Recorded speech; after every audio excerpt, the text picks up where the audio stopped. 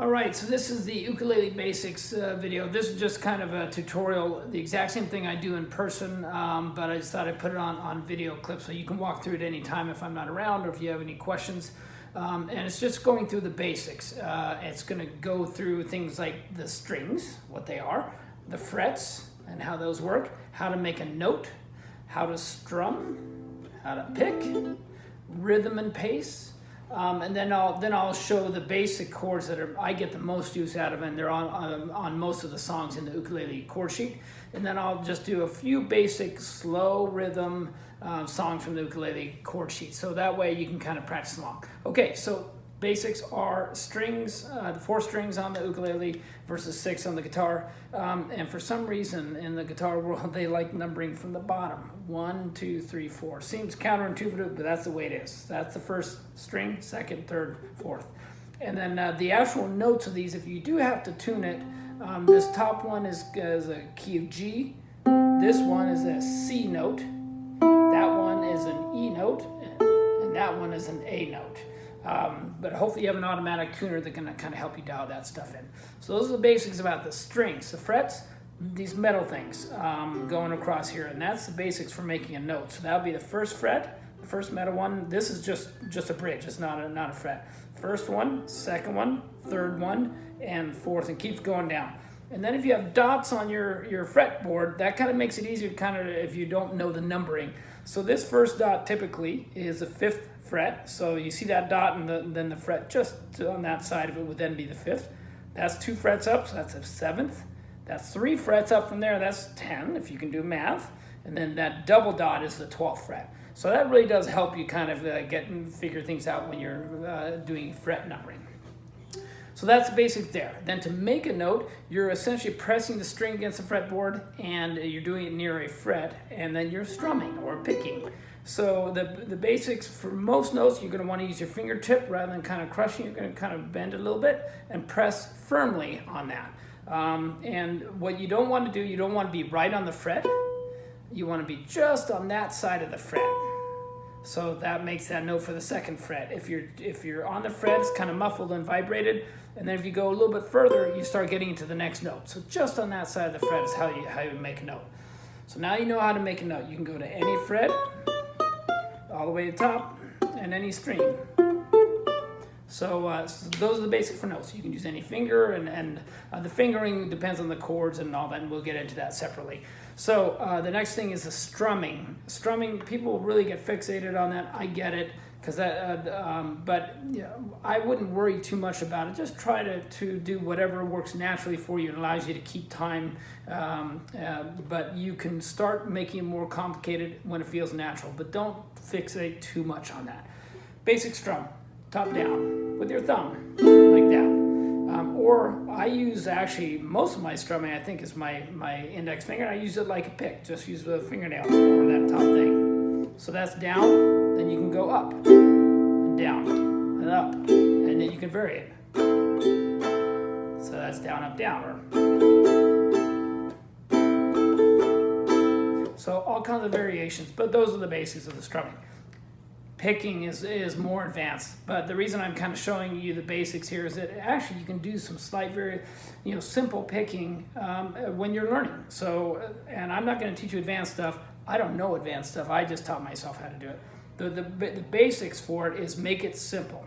You want to grab these bottom 3 strings with your thumb, index, and middle finger. It's kind of what I do, and pretend like you're holding it. So basically, those are going to be your main picking. Then you use your pinky just to kind of anchor there, and that way you have something solid. But you kind of keep your fingers in that position so you can kind of close your eyes and not have to worry about it. You know they're there. That's what makes it easy. And then you can do any variation, but just 1, 2, 3, 1, 2, 3. Or you can start the other direction. 2, 1, 3, 2, 1. So you can do that. And then you can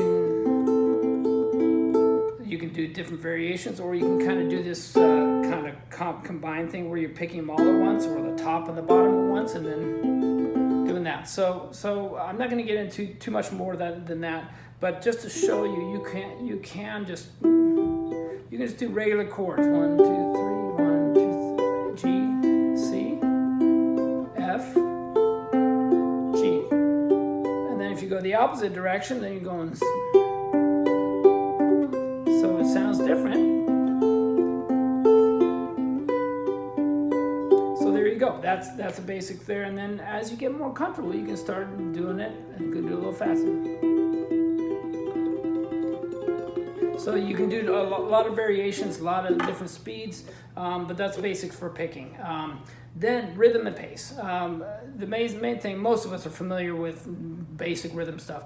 Most songs or simple songs, it could be in 4/4 rhythm. That's the standard. 1, 2, 3, 4. Some things in my chord sheets, I think, do some 3/4 variations. 1, 2, 3, 1, 2, 3, 1, 2, like a polka.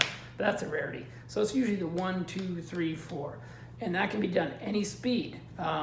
So you can do it really slow when you're learning, and then you can speed it up. The main thing is sometimes you don't want to have to count. You can kind of use your body as kind of rhythm counter, and don't worry about looking stupid. Just do it.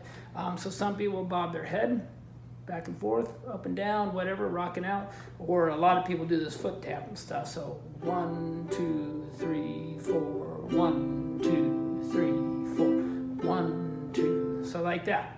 And then you don't have to count it out if you're kind of just bobbing to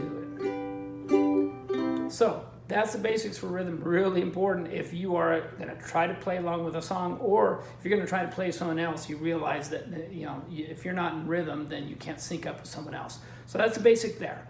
And then the pace, again, you can kind of speed things up as you go. Now we are on to chords. So these are the basic chords that are in the uk sheet, and then and in most of my song list. So I'm going to start with a C, the simplest one. C chord is basically 3rd fret, 1, 2, 3, and bottom string. And you can use any finger, but just strum it down. That's a C chord, nice and easy.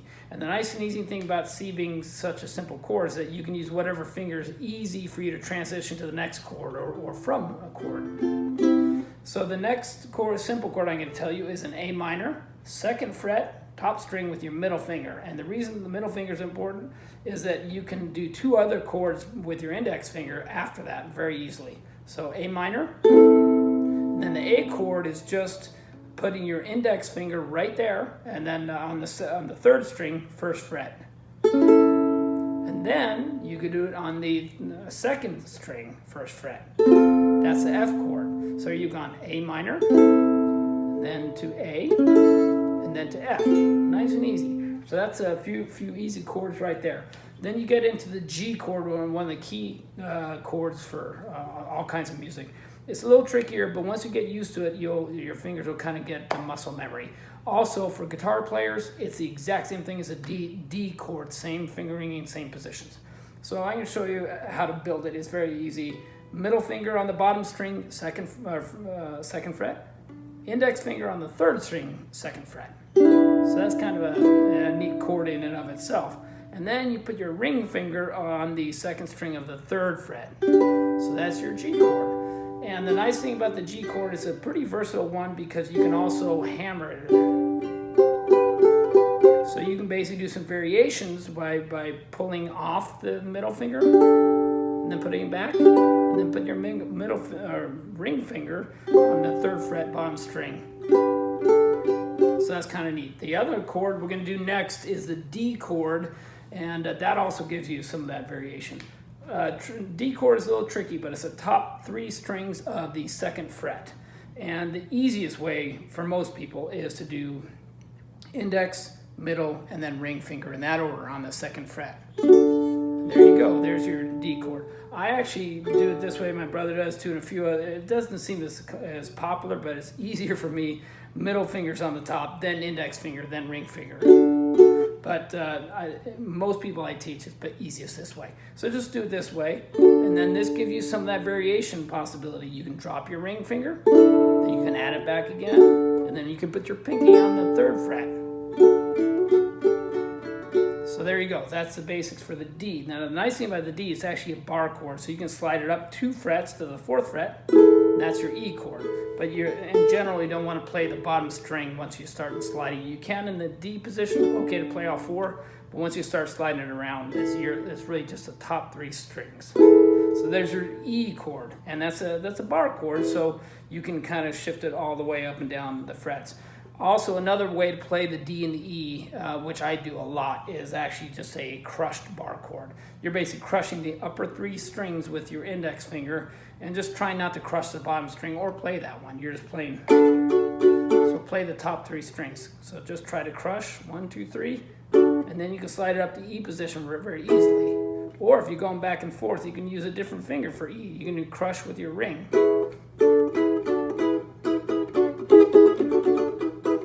Tequila. So that shows how easy you can kind of use fingering to kind of go from one chord to another one with that bar. And then you can slide it all the way up anywhere you want.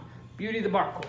Now we're going to go from E to one of the most beautiful and actually the most natural chord on the ukulele, I think, is the E minor. And it's natural because you start on the 2nd fret, bottom string, and then you're just putting your fingers right exactly where they naturally feel like they go. So it'll be 2nd string on the 3rd fret, 3rd string on the 4th. That's it. So it goes like this. There's your E minor chord, really cool. And you can drop that middle one, or your ring, your index finger, and kind of make some variations. And it's a good picking chord.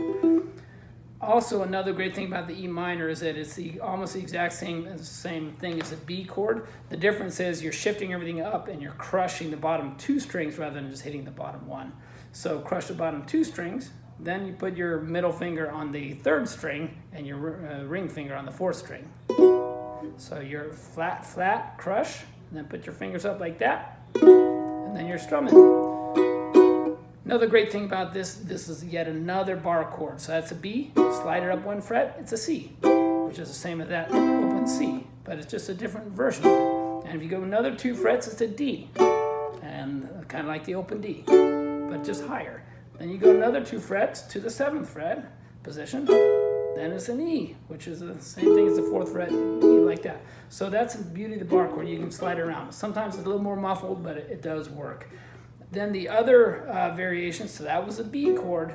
I'm going to show you the B minor chord, which this one is easy to crush, and it's actually relatively clean because it's the bottom 3 strings of the 2nd fret. So that, you can see how it just sounds a little sadder. That's a B minor, B major, B minor.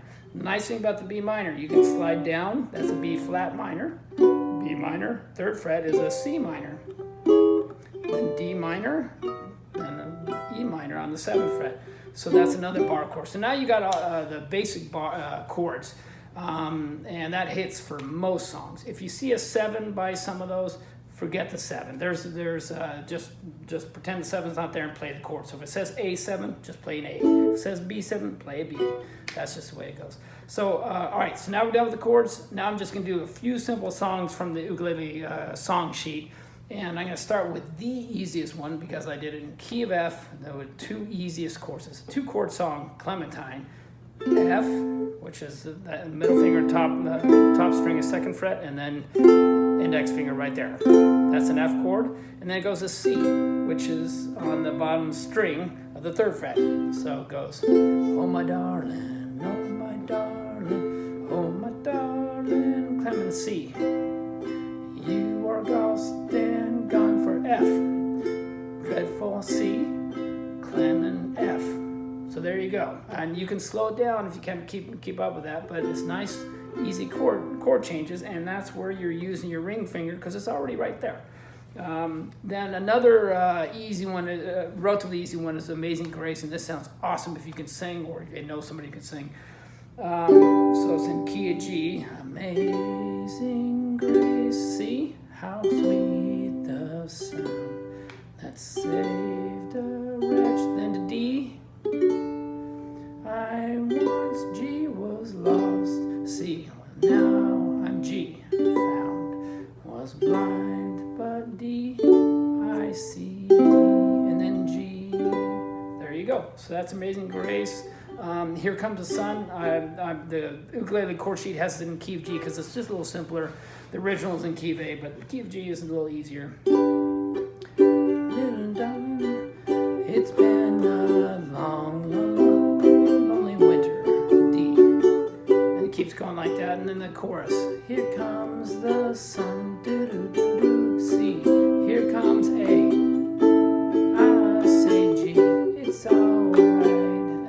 goes to some transition chords.